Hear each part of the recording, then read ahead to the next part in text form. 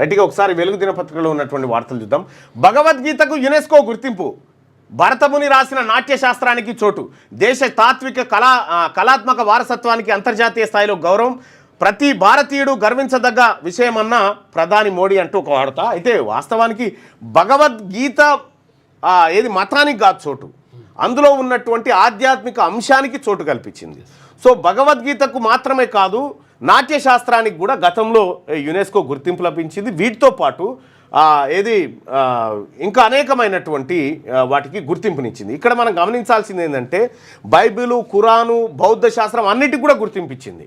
So ఆలస్యంగా గుర్తించబడ్డది ఇది ఒకటే అనుకుంటున్నాను నేను.